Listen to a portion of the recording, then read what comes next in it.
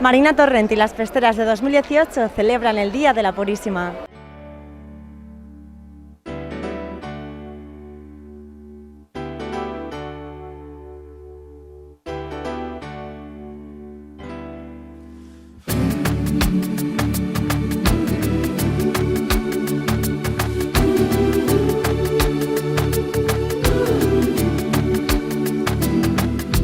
El pasado domingo 8 de julio, Marina Torrent y las demás festeras de la Liana celebraron los actos en honor a la Purísima.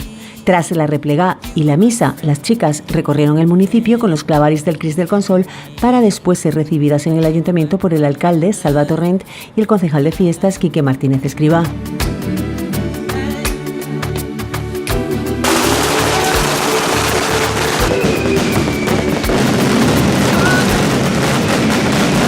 Una impresionante mascletá, a cargo de Pirotecnia Valenciana, cerraba los actos de la mañana.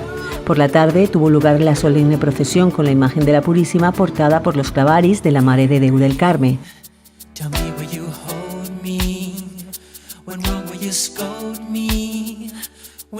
La jornada terminó con un ramillete de fuegos artificiales y la designación de las festeras del próximo año.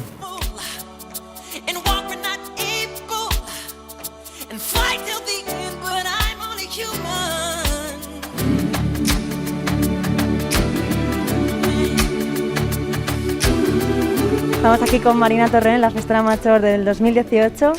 ¿Cómo has vivido hoy el Día de la Purísima, el día más importante para las festeras? Estoy súper contenta, la verdad es que ha sido un día súper guay.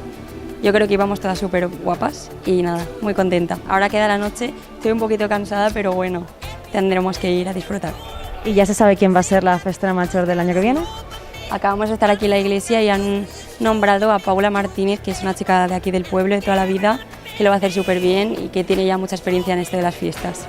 Pues enhorabuena, Marina, y a disfrutar lo que queda de noche. A vosotros, gracias.